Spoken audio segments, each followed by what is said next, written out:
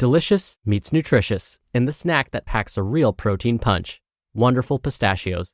Each 1-ounce serving of Wonderful Pistachios has 6 grams of protein, giving you over 10% of your daily value and making Wonderful Pistachios one of the highest protein nuts. But perhaps more than that, I love all of the flavors they have. Their sea salt and vinegar ones are my favorite when I'm craving that flavor but want to keep it healthy. But that's just the tip of the iceberg. Wonderful Pistachios come in a variety of flavors, like chili roasted, honey roasted, smoky barbecue, and jalapeno lime, perfect for enjoying with family and friends or taking them with you on the go. Whether you're a pistachio purist who loves cracking open every nut, or you prefer the convenience of no-shells pistachios, Wonderful Pistachios has got you covered. Grab Wonderful Pistachios and elevate your snacking game today. So fill up with a healthy snack when hunger strikes. Visit wonderfulpistachios.com to learn more. That's wonderfulpistachios.com. The land down under has never been easier to reach. United Airlines has more flights between the U.S. and Australia than any other U.S. airline, so you can fly nonstop to destinations like Sydney, Melbourne, and Brisbane. Explore dazzling cities, savor the very best of Aussie cuisine, and get up close and personal with the wildlife. Who doesn't want to hold a koala? Go to united.com/Australia to book your adventure. This is Optimal Health Daily. Sugar substitutes. Good, bad, ugly? By Nancy Clark of nancyclarkrd.com. And I'm your host and personal narrator, Dr. Neil. Welcome back to Optimal Health Daily, or welcome for the first time if you're new here. This is the podcast where I read to you from some of the most popular health and fitness blogs online. All right, and with that, let's get right to it as we optimize your life. Sugar substitutes. Good, bad, ugly? By Nancy Clark of nancyclarkrd.com. Today's athletes are confronted with a plethora of foods and beverages containing low or no-calorie sweeteners. Examples of foods or beverages containing low or no-calorie sweeteners would be Diet Pepsi, Halo Top ice cream, and Gatorade Zero. So questions arise. Are these products a better option than their sugar-containing versions? Will they help you lose weight? And are they safe? The goal of this article is not to recommend for or against low or no-calorie sweeteners such as Equal or aspartame, Sweet and Low or saccharin, and Truvia, also known as stevia, but rather to offer science-based information to help you decide whether or not they are safe to include in your sports diet. Background info. The 2020 to 2025 U.S. Dietary Guidelines for Americans state that we should limit added sugars to less than 10% of our daily calories. The average American, who's typically unfit and overfat, consumes about 270 calories of added sugars a day. That equates to about 17 teaspoons or 13% of their total calories consumed. Soft drinks, other sweetened beverages, cookies, candy, and desserts are common culprits. For a sedentary person who may require 1,800 calories a day, 10% of calories equates to 180 calories or 45 grams of added sugars a day that displace wholesome foods.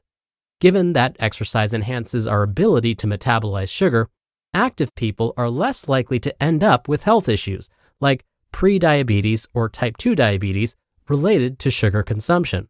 For them, added sugars can be a useful source of muscle fuel, and ideally the sugar they consume comes with nutrients, such as a post-exercise recovery chug of chocolate milk.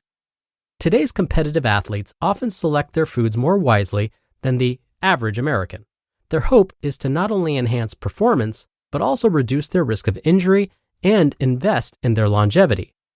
For an athlete eating more than 3,000 calories a day, the guideline of less than 10% of total calories from added sugars equates to 300 calories or about 75 grams of added sugars a day. That leaves plenty of space for some sugary sports foods and treats if desired. Athletes' bodies tend to readily use sugars to replenish depleted muscle glycogen stores, and these sugars appear in the blood as glucose. During long, hard workouts, Sugar-filled gels and sports drinks can enhance performance. So why would an athlete want to choose a Gatorade Zero or Propel with low or no calorie sweeteners? Well, if they're weight conscious, low or no calorie sweeteners can help athletes save a few calories, though doing so while exercising can hurt performance. With meals and snacks, swapping a can of sugar-sweetened soda for a diet soda ideally allows the athlete to enjoy 150 more calories of nutrient-dense foods, such as fruits or veggies. We know what often happens, however, the saved calories go towards cookies. Are foods sweetened with low or no calorie sweeteners a way for athletes to have their cake and eat it too? The media has certainly painted a halo of horror on low or no calorie sweeteners, leading many to believe they are mysterious chemicals, contribute to obesity, and bolster one's sweet tooth. Are they really bad for you? Let's take a look at what the science says. Aren't they nothing but scary chemicals? All foods are made of chemicals: carbon, oxygen, and nitrogen.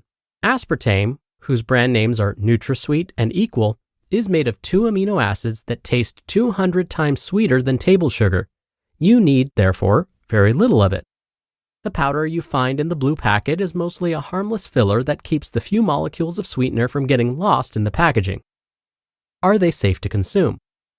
Sugar substitutes are among the most highly studied ingredients out there. The FDA, World Health Organization, and other global health organizations have confirmed the safety of these products in doses well above the amounts commonly consumed by humans. Studies which reported a link to cancer were done with animals given absurd amounts of no or low calorie sweeteners and are not relevant to humans in real life. That said, the Food and Drug Administration, or FDA, has established acceptable daily intakes for these sweeteners. Acceptable daily intakes are the amounts of a low or no calorie sweetener a human can consume every day during their life, with a built-in 100-fold safety factor below which no adverse effects have been seen. For aspartame, the acceptable daily intake equates to 107 of those little blue packets a day, or about 19 cans of diet soda every day of your life. So yes, some athletes could overshoot the acceptable daily intakes, but it's highly unlikely. Do low and no calorie sweeteners lead to weight loss? Low or no calorie sweeteners are one tool in a dieter's toolbox. They can help dieters lose weight if they displace calories the dieter does not replace. One athlete told me he lost 30 pounds in a year just by trading in his lunch and dinner time can of Pepsi for Diet Pepsi. That one simple change shaved off 300 calories a day that he did not replace. That said, research indicates people can easily compensate for the calories by eating more of other foods. Do low and no calorie sweeteners lead to weight gain? No. People who drink diet soda are more likely to be overweight, but diet soda did not cause the weight gain. Rather, people who live in large bodies are more likely to use low or no calorie sweeteners to save some calories. Don't these sweeteners trick the body into thinking it's getting sugar and trigger a spike in blood glucose followed by a crash and then hunger? Well-controlled, randomized studies indicate the answer is no. Nor do low or no calorie sweeteners make people feel hungrier. Some animal studies have shown that low or no calorie sweeteners might increase appetite, but those studies were conducted with large amounts of low or no calorie sweeteners that we would never consume. This has not been replicated in humans. Do no or low calorie sweeteners have a negative impact on the microbiome? Questionable research with mice who consumed very large amounts of saccharin suggests it might impact the microbiome of rodents, but no conclusive evidence to date indicates low or no calorie sweeteners negatively impact the human gut microbiome. Stay tuned. The bottom line: we are all born with an innate desire for sweet tastes, starting with breast milk. We have many options for satisfying that sweet tooth in good health. You just listened to the post titled Sugar Substitutes: Good, Bad, Ugly? By Nancy Clark of nancyclarkrd.com, and I'll be right back with my commentary.